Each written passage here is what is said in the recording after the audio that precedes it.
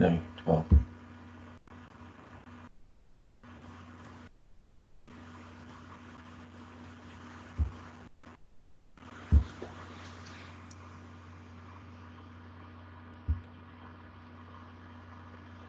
Year 7, welcome to Monday and a very slow computer.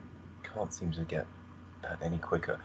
We're going to look at the next scene of Macbeth. Banquo's dead, and something strange happens at supper.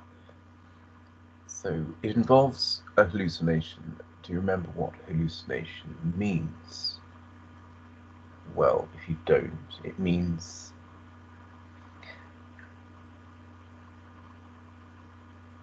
the seeing of something that doesn't actually exist. In other words, a sort of daydream or vision. And do you remember what weapon Macbeth saw when he hallucinated on his way to the king's chamber? Right. And last lesson, let's revise this word antithesis that we studied. Do you remember what antithesis means? Pause the video if you need more time. It means a person or thing or concept that is opposed to another, or it means the use. It can be a technique as well. It's a contradictory phrase. So which of these are antithesis? Number 1, after the battle he will be king. Number 2, after life's fitful fever he sleeps well. Or 3, upon the heath there to meet with Macbeth.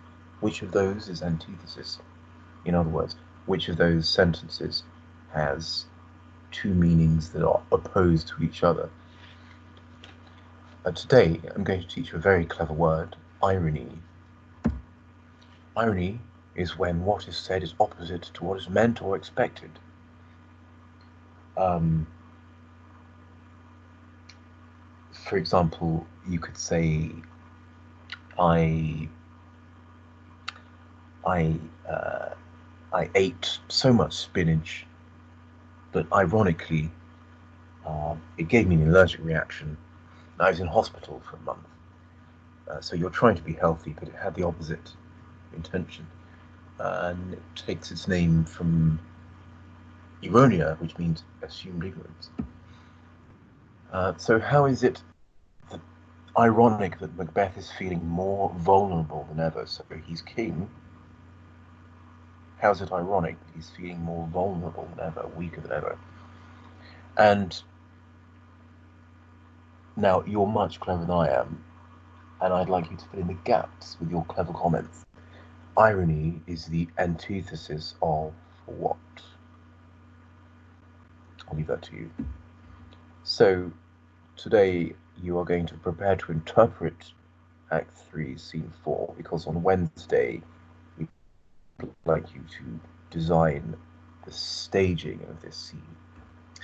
So we're going to read and understand the scene, look at the challenges for modern and Shakespearean audiences, and to create a dramatic interpretation of the scene.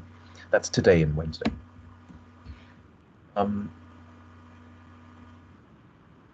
So a quick touch of revision using this true or false exercise is quite fun, but we'll just do it together here.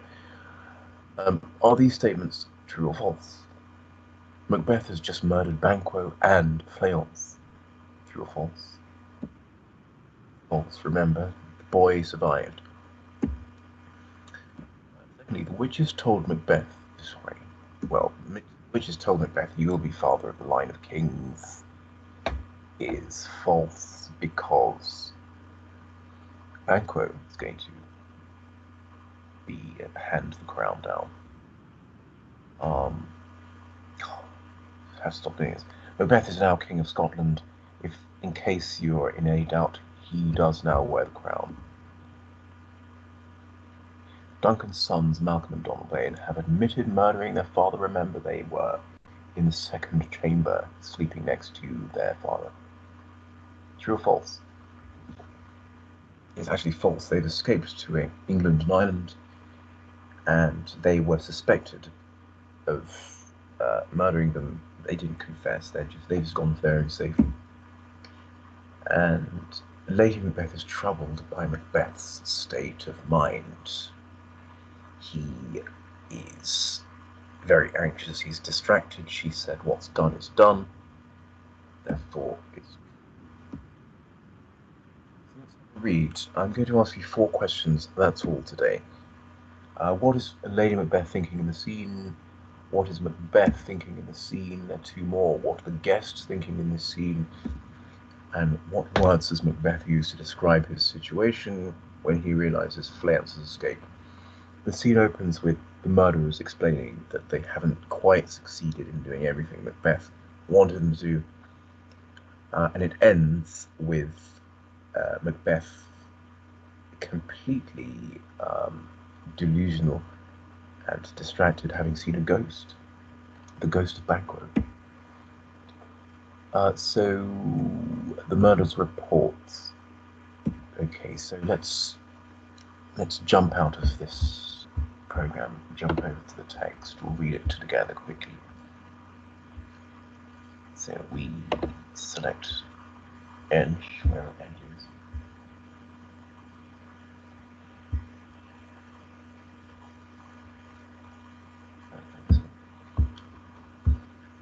We find the text. 3C4. Okay, you should have a copy of this already. Few lines I want to talk you through. The video summary explains it all as well.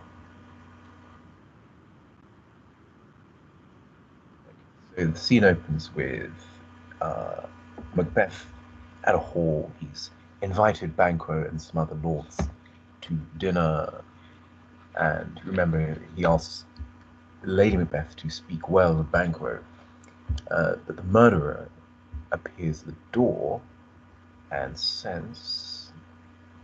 reports to Macbeth about how the mission went. Is he dispatched? Has he been dealt with?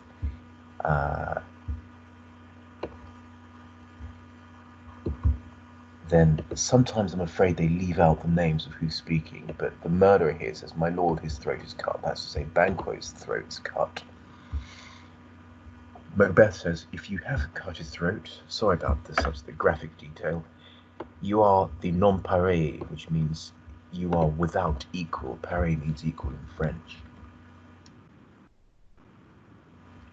And unfortunately, they report that Fleance has escaped. The boy has fled. And Macbeth says, "I used to feel as solid as marble or a rock, as wide and tall and strong, but now I'm cabined, cribbed, confined, and bound." There's a question at the end that relates to this. "I now feel confined and bound to fear, even though I'm king, I'm confined." The murderer reports that Banquo is lying, or gashes in his head. Macbeth thanks for that, but he reports that Fleance is like a worm that's going to grow into a serpent and become poisonous, because remember, Fleance is supposed to inherit the crown. Then let's go on to the dinner. The murderers leave, and Macbeth gives no clue to the guests, who are Ross, the Thane of Ross, and a chap called Lennox, that he's killed Banquo. His absence lays blame upon his promise, so Ross is offended that Banquo hasn't arrived for dinner, and Macbeth pretends he's running late. Now, Macbeth said the table's full, that's to say all the seats are filled, but one of the seats is actually full, looks full, because there's a ghost in it. And Macbeth says, "Which of you have done this?" He's looking at the ghost of Banquo. It's not always obvious that the ghost has appeared in these texts, but Macbeth says, "Don't shake your gory locks," basically your bloody hair, at me. So Macbeth believes Banquo is in the room. "Gentlemen, rise, his highness isn't well." Lady Macbeth tries to encourage them to sit. It's a momentary fit. My lord is often thus. He's always had these fits since he's been young. And Macbeth is still hallucinating and he's seen Banquo. I make a little point in the video summary that it's only Catholics who believe that ghosts were sent back from purgatory to deal with unfinished business. So this shows that Macbeth is a Catholic. Remember, Catholics were those were feared slightly by King James because they plotted. They were involved in the gunpowder plot and other assassination attempts. So Macbeth is really undone by seeing the ghost, and Lady Macbeth calms people down, sends Ross and Lennox to bed. Macbeth almost confesses what he's done.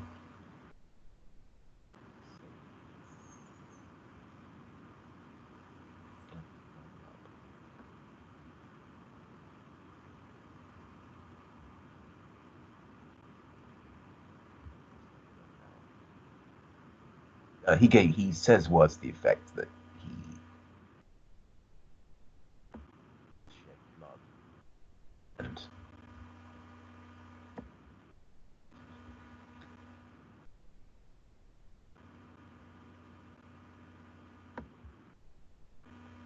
blood has been shed here now. Murders have been performed. Once upon a time, when the brains were out, the man would die, and it's a little too revealing.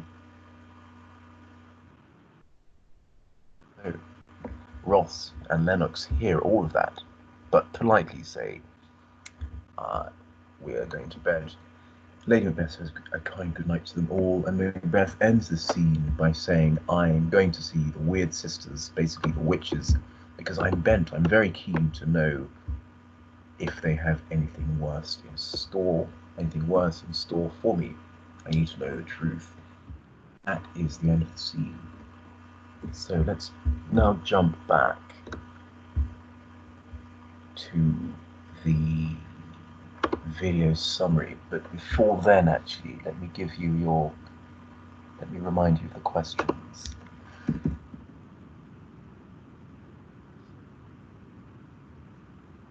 What's Lady Macbeth thinking? What's Macbeth thinking? What are the guests thinking? And what words does Macbeth use at the beginning to describe his situation when he realizes Fleance has escaped? Now, if you're very quick, you'll probably be able to answer all of those from the video summary, which I shall play now. See you on the other side.